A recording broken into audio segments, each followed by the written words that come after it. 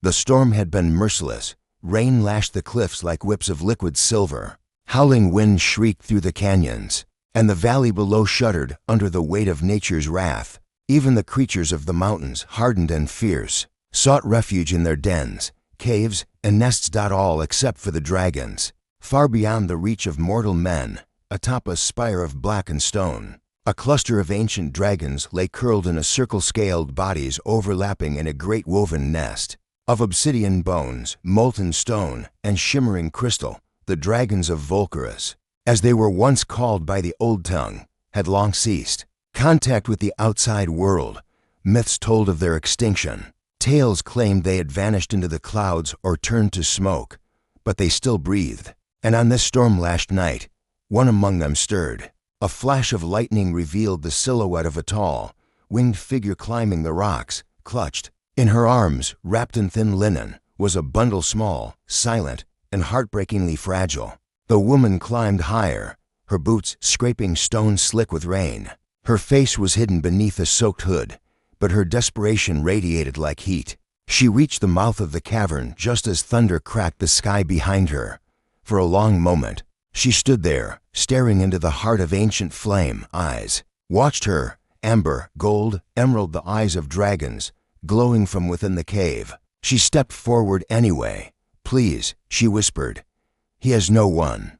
Her voice was nearly drowned by the storm, but dragons heard more than sound. They felt intent, purpose, the beat of a heart through stone. She knelt, placed the bundle upon a flat rock just within the cave's edge, and pulled back the cloth.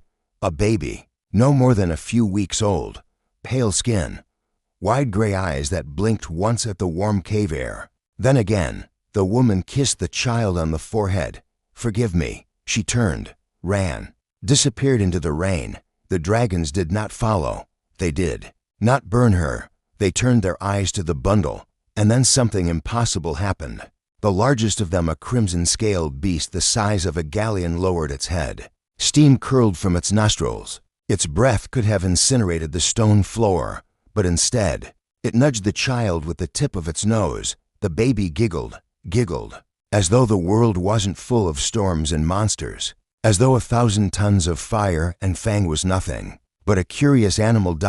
And for the first time in over 2 centuries, the dragons of Volcarus did something no one expected. They chose to keep the child. 6 years later, Azar, the little boy, cried, clinging to a curved, blackened horn jutting from the edge of the cliff. Above him, a dragon banked through the clouds, sunlight glinting off brilliant blue scales. The beast spiraled downward, wings outstretched, then landed with a thud that made nearby rocks jump. "You were too slow. I got here first," the boy shouted, waving. The dragon snorted, smoke curling from its nostrils. A moment later, the dragon shimmered, wings folding inward, bones cracking, scales receding. Where the beast had stood, now a tall, blue-skinned woman emerged, her eyes still glowing with draconic fire. "You cheated," she said, grinning. "You took the shortcut past the hollow spine. You told me never to go that way, and yet you did." The boy, small, wild-haired, wearing leathers stitched from scaled hide, stuck out his tongue. "I wanted to win." Azar crossed her arms. "Then you've learned the first lesson. Dragons never fight fair." The boy's grin widened. From the cliffside below, a chorus of wings beat the air. One by one, the rest of the den arrived. Bronze, green, obsidian. Even the elder crimson beast who had first nudged the boy with its nose now appeared, slow and regal. They had named him Cal. No one knew what it meant, not even the dragons. But the name had come to them in a dream, and in dragonkind, dreams were sacred. Cal had learned to speak by listening to their roars. He understood the flick of their tails meant disapproval, the huff of smoke meant affection. He knew not to step too close when the obsidian twins fought. He knew to bow when the crimson elder stirred. They had become his family, and though he did not have wings, he ran faster than most mountain beasts, climbed rock faces with ease, and could mimic the roar of a dragon so well that flocks of birds scattered from entire peaks. He was their cub. That night, Cal sat by the fire pit in the center of the den, roasting a spined lizard on a stick. Azar sat beside him, in her draconic form, tail curled protectively around him, tell me again." Kel said, "About the fire beneath the sea." Azure huffed. "Why do you like that one so much?" "Because it ends with the fire dragon dancing." She laughed, smoke puffing from her mouth. "Very well. Once, long ago, the sea boiled and cracked. From its depths rose a flame so hot, it turned waves to steam. The people ran, but one stayed. A little dragon, barely bigger than a fish. It danced on the lava. It sang.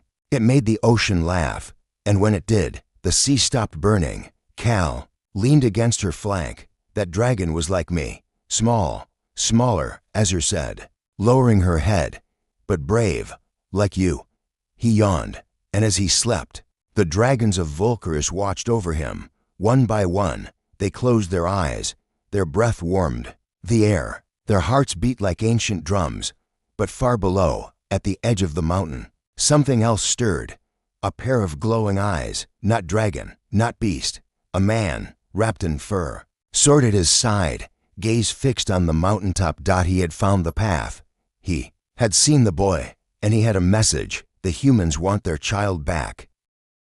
The den carved into the volcanic cliffs of Aelthsmaw had once been nothing more than molten glass and ash, but as the child grew, so did the dragons change it. Smooth basalt floors appeared under massive talons, and the jagged ceiling dripped not lava, but glowing crystal that pulsed in time with the little human's heartbeat. They named her Esha, which in ancient Draxiel meant ember born of stone. It was a name the matriarch Aurelith, the oldest among them, whispered into the child's swaddling cloth with a breath that made the flames bow low. By her third winter, Esha had not only survived but thrived. She ran barefoot over obsidian and learned to mimic the deep-chested growls of her Dragonkin. When the wind howled through the mountains, she laughed and howled back. Her laughter echoed like a spark through stone. But it was not without struggle. Esha's first Freth young dragon's hatchlings barely older than her sneered in play and teased her. Not cruelly, not with hate, but with the brute affection of siblings whose scales protected them from one another's flame. "Why can't you fly? Your teeth are so small." Bet she can't even roar. Esha tried. Oh, how she tried. She climbed boulders and jumped, arms spread wide, landing in bruises and cinders. She stuffed her mouth with pebbles to feel what it was like to grow fangs. She practiced roaring until her throat was raw, and yet all she managed was a croak that made even the lava pools ripple with pity. The worst moment came when she tried to breathe fire. The dragons had gathered in a wide cavern, molten veins illuminating their leathery wings. One by one, the younglings took their turns. Arcs of blue, green, and silver flame erupted with joy. Then came Esha's turn. She inhaled, focused, remembered how Aurelith had taught her to find the heat inside herself. She exhaled and choked, a trickle of smoke, no more than what a doused torch might offer. The cave was silent. Then a hatchling snickered. Another joined. Esha stood frozen, shame bubbling hotter than any fire she'd failed to summon. Her fists clenched. She turned and ran. The volcano's Aegisha climbed higher than she ever had before, past the nests, past the sapphire vents, past even the bones of ancient dragons who'd come here to die. Wind screamed around her. Ash painted her cheeks. She stood at the edge of a ledge where heat shimmered below in furious reds and golds. She wanted to scream, to cry, but she didn't, because there, waiting for her, lay Razor, the oldest of the flame walkers, not quite elder, not quite mad, but somewhere in between, a dragon with horns blackened from age and wings torn by forgotten wars. He'd never spoken to her directly, only watched from afar with eyes like burning coals. Now he regarded her with something unfamiliar, understanding. "You came to burn," he said in a voice like grinding stone. Esha blinked. "No, I came to learn." Same thing. He turned and stepped into the lava pool. It parted around his body like it welcomed him home. "Come, I'll die, then be reborn." She hesitated, but then she remembered the laughter, the looks, the ache in her chest, and she stepped forward. The lava bit. Her skin screamed. She didn't cry. The heat crawled up her legs, devoured her belly, licked her arms. Still, she did not scream. Only when it reached her heart did she understand. The fire wasn't outside her. It was within. It burst from her chest like a sunrise through fog. Her eyes flared gold. Her mouth opened, and a thin, jagged spark bright and wild erupted into the air. She had breathed fire, the return when Esha returned to the den. Her feet were scorched, but her back was straight. Razor followed silently, a silent guardian with pride etched in the curl of his jaw. The hatchling stared. She walked into the center of the cavern, took a breath, and exhaled. Not a stream, not a river, but a whip-thin jet of flame, enough to light the crystal braziers that marked the heart of their home. Silence. Then, a roar, not mockery. Celebration. Aurelith descended from her perch. Her wings spread wide. She bowed her massive head before the child. The ember rises, she said. And from that day on, no dragon questioned whether Esha belonged. But far beyond Aelth's maw, in the human kingdoms far below, rumors stirred. Traitors spoke in hushed tones of fire in the mountains that roared like a mother in grief, of shapes in the smoke, of laughter, human laughter echoing from the cliffs, and somewhere, a man with a burned hand and haunted eyes turned north. He had once left something behind. And now, he feared the dragons hadn't just kept it, they'd raised it. The skies turned dark with wings. From the moment Saren turned 8 years old, though she did not know what 8 meant, only that the dragons counted her growth in molt cycles. The air felt thinner, tighter. The elders called it war. Sent, even as a child raised by scaled titans, she felt it. The winds no longer whispered. They warned. The Flamefather's decision cave had grown smaller to Saren's eyes, once vast and echoing, with stalactites like fangs above her cradle of moss. Now it simply felt tight, warm, yes, safe, yes, but small. She had spent hours climbing between the ridgeback tails of her draconic siblings, trying to mimic their wing stretches and fiery snorts. She never managed fire, but her scream could shake pebbles loose. Now she sat quietly on a ledge above the central den, legs tucked under her, watching. Below her, the great Flamefather, a dragon so large his eyes shimmered like molten gold across the floor, coiled around the hearthstone. His wings were folded, but even in rest, his body pulsed with restrained violence. I must fly, he rumbled. The other dragons, smaller, some only twice Saren's size, stilled, even the young ones. Where? One asked. The sky is forbidden past the ridge. Flamefather's tail thudded against the cave wall. Then we will burn the ridge. Saren leaned closer. There had been rumors, even among dragons, whispers passed like embers on dry wind. Humans were returning, not the kind Saren dreamt of in the reflective waters, those imagined mothers and fathers, gentle-voiced and fragile. No, these were hunters, steel-shod, scar-draped, riding skyships and wearing the skulls of beasts like medals. Saren's kind, a stranger in the smoketh at night. Saren crept from the den. She moved barefoot, quiet as a soot-cat. The dragons trusted her now, though they still curled tails around her when she wandered too far, or cried in her sleep. She climbed the cliffs above the western rise. There, the mountain peeled back into ridges and shadows, revealing the forbidden edge, the world beyond. She saw it before she heard it. A glint. Metal. A figure stood among the rocks. Not a dragon, not scaled, not kin. A human. He wore a long, black coat, frayed at the hem and dust-covered, a rifle on his back, but his face weathered. Yes, but not cruel, not yet. He was watching the skies. Saren forgot to breathe, and then he turned, met her eyes. For a heartbeat, they stared. Then he shouted, "Hey, are you human?" She turned and ran. Behind her, the man scrambled forward, yelling now, "Wait, what are you doing here?" But she was fast, and dragons were faster. The Council of Wings. They found her, snapped one of the elders. Saren sat, wrapped in the tail of her surrogate mother, an iridescent she-dragon with eyes like stormglass. The dragons gathered, clawing deep scars into the stone floor as they circled. Some hissed. Some watched her with narrowed eyes. "She is blood of them," another said. "She is blood of us." The she-dragon growled. "I nursed her with heat from my belly. I shielded her beneath my wings. Then she is kin. But dangerous," said Flamefather. "She may not know what she is, but they will." "What will you do?" Saren asked softly. All heads turned.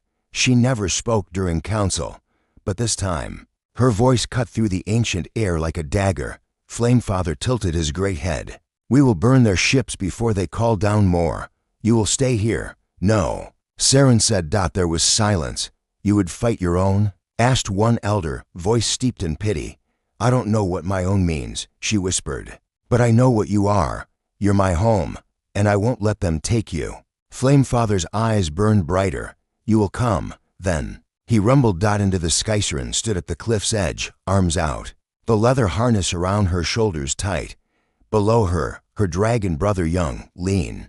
Wings of bright copper shifted his talons. "Ready?" he asked, tongue clicking. "Born ready," she said, though her heart thundered. Then they leapt. The wind howled past her ears as they dove. She clung to the base of his wings, leaning with him as he turned. Above and beside them, Dragon's sword 7, 10, 20 rising like a storm into the night sky. Below, the human camp flickered. Fires. Metal towers. Motion. Dragons didn't attack like wolves. They descended like night itself. Saren saw the man again. He was shouting into a comm, pointing up. Too late. Fire meets steel. First blast tore through the sky. The humans had weapons now, turrets on stilts, shoulder launchers, sonic guns. The dragons wheeled, but one was hit. A silver-scaled elder screamed, crashing down in a spiral. Saren's dragon roared. "Go," he cried. She didn't hesitate. She unclasped her harness, dropped into a roll, and hit the ground hard behind an outcropping of stone. Her knees screamed. Around her, chaos bloomed. Flame met steel. She crawled toward the human line. They didn't see her at first, but the man from before did. He shouted, "You again. What are you doing here? Get back." She didn't speak, just grabbed a flare from the dead soldier beside her, yanked the pin, and tossed it into the ammo stockpile behind the turret line. The explosion knocked her flat. The aftermath woke coughing. Ash choked the air. The sky was darker than it should have been, but she was warm, wrapped in a scaled wing. Her dragon brother nudged her. "You're insane," he muttered, "and I love you." She smiled, then winced. Her ribs ached. The battle was won barely. The humans had fled. The dragons bore their dead home in silence. Even Flamefather bled. And Saren had made her choice. Not by blood, not by species, by love. The wind howled against the cliffs as the sun bled across the sky, casting its final rays over the peaks surrounding the ancient dragon nest. Deep within the cavern, where obsidian walls glowed faintly with embers, the girl the dragons called HFY stood barefoot at the ledge. 17 years had passed since she had first been placed in the crook of a sleeping dragon's wing, swaddled in nothing but silence and fear. Now she stood tall, her frame lithe, eyes bright with fire, and a wildness in her spirit that no human could replicate. But tonight was different. Tonight, the winds carried a scent she hadn't known since she was a child. Human, and they were. Closed out inside the den, the dragons stirred. Valith, the oldest among them, unfolded his scarred wings and approached her. His scales shimmered like burned copper, and his golden eyes softened as they met hers. "The world you came from seeks to reclaim what it cast away." HFY frowned. "Then let them try." She was draped in a woven robe made from molten ash, threads crafted by the dragons themselves. Around her waist coiled a band of sun-dried scale strips, etched with draconic runes of protection. Her black hair flowed down her back like the river of smoke that rose from Valith's nostrils. "They bring weapons," Raz, the storm-winged guardian, growled from above. "Steel and fire and fear." HFY's voice was calm. "That's all they've ever had." They had come in airships, humans, bright steel hulls, carved with banners of old kingdoms that hadn't dared approach the Dragonlands in generations. Yet now, a dozen of them hovered over the cliffs. At the lead ship's helm stood a young captain with frost-white armor and eyes that seemed carved from sorrow. His name was Iron. "Are the legends true?" he asked the scout beside him. "That a human child lives among them." The scout nodded. "A girl, nearly grown, raised like a hatchling. And the dragons, why keep her? No one knows. Some say prophecy, some say pity, others say they love her." Captain Iron closed his eyes. His sister had vanished 17 years ago, and though all had mourned her death, His mother had whispered strange stories in her final breath, that the dragons had not killed her, that they had taken her and as HFY back on the cliffs. The dragons began to rise, forming a crescent wall behind their human daughter. Each of them towered like mountains. Raz's wings sparked with lightning. Valeth breathed slow waves of flame. Zemia, the frost-tongued mother dragon, hissed a soft breath that turned the cliffside to ice. None would let her go without a choice, but HFY stepped forward, past their claws, their wings, their love. She wanted to see them. The humans. The first meeting came in silence. HFY stood at the outer rim of the cliffs, her bare feet leaving prints in the scorched rock. Her eyes locked onto the figure slowly approaching from the lead ship. Captain Iron. He looked at her as if seeing a ghost. You're real, he whispered. HFY, her eyes narrowed. I don't remember that name. He lowered his weapon. You were taken 17 years ago, from the cradle. I am your brother. She flinched not at the words, but at the weight they carried. A name, a family, a world she had never known. Behind her, Raz growled low. I wasn't taken, she said. I was left. Iron dropped to one knee. I didn't know, none of us did. We were told you were lost in a raid. She looked down at him, and, what do you want now to bring you home? Her voice cracked, just slightly. I am home. The humans grew restless. The dragons tightened their circle. Magic trembled in the air. Then, from above, came a deafening roar, not from any dragon, but from one of the ships, a misfire. A bolt of energy sliced the air and struck the cliff near Zemia's perch. The dragons roared in fury. Raz leapt into the air, lightning cascading. Across his wings, Zemia shrieked, frost spiraling down. Valeth rose slowly, but with growing menace. HFY turned to them, raising her arms. Stop. But rage had already spilled like oil on flame. HFY soared between the dragons, her arms wide, screaming above the thunder of wings and fire.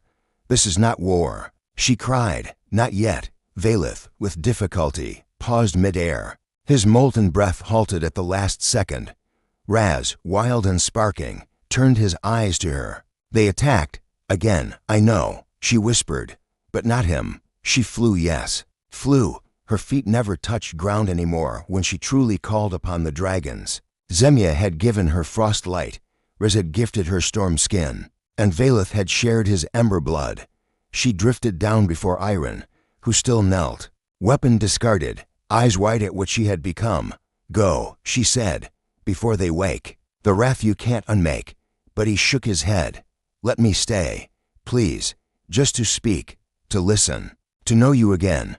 She looked to the sky where the dragons circled, uneasy, but loyal to her will. Then she turned to him. You have won. Night. That night, they sat near the smoldering heart of the den. HFY spoke of her childhood, how she had learned to fly not with wings, but with trust. How Zemia had curled around her on stormy nights.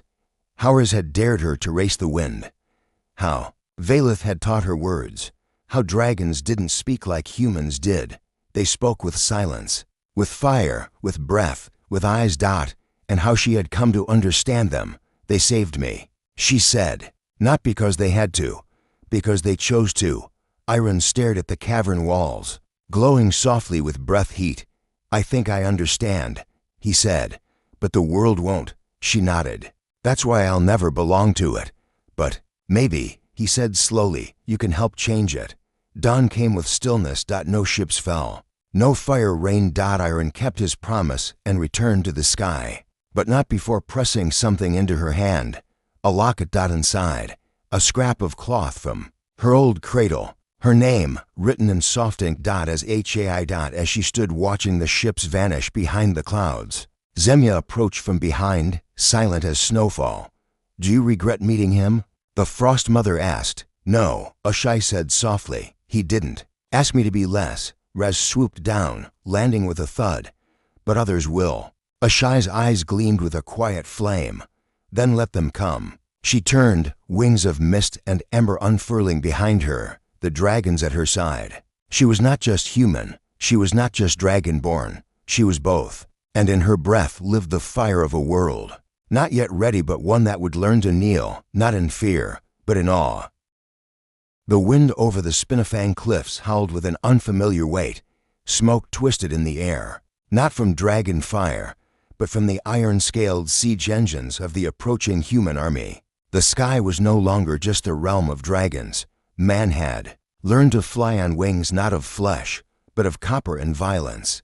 Orin stood at the peak where he'd once tumbled as an infant, swaddled in linen, abandoned to death. Now, he stood armored not in metal, but in scales gifted to him by those who'd raised him. Behind him, storm breathers and bone wings crouched low, their gold emerald, and crimson eyes watching their child, all of them waiting. He turned slightly as old Viherax landed beside him, the ground trembling under his weight. "You don't have to do this, little flame," Viherax said.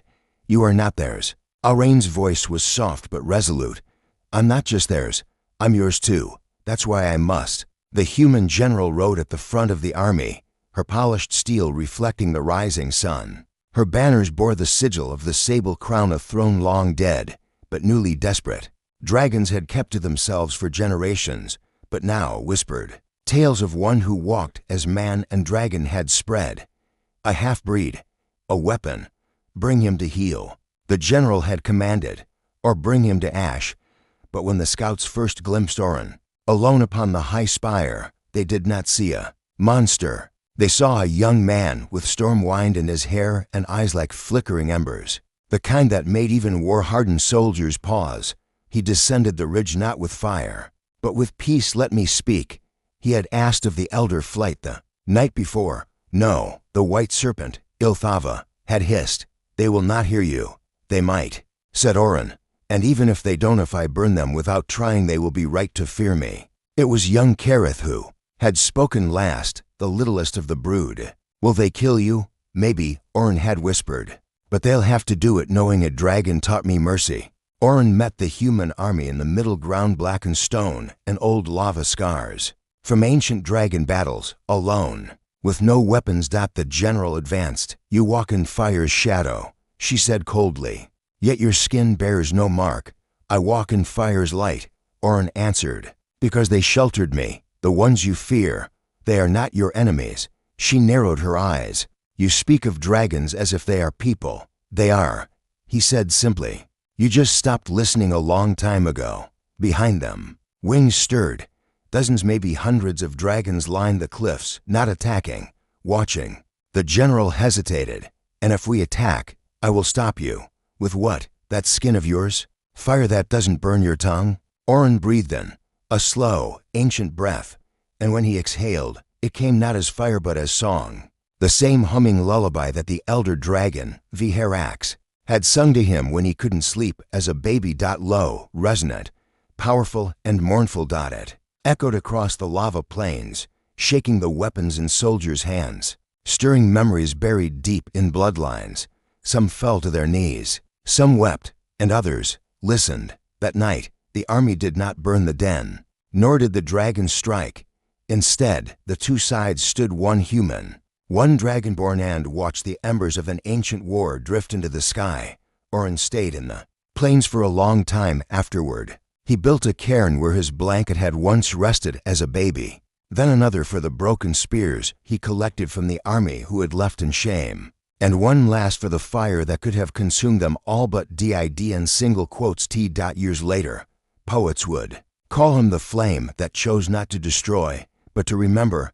He never ruled a kingdom. He never crowned himself lord of dragons or man, but both kinds came to him in need, in grief, in love, in longing, and he would sit beneath the stars, wings curled behind him, firelight flickering in his eyes, and tell the tale of how he was once a baby left to die and raised by the sky.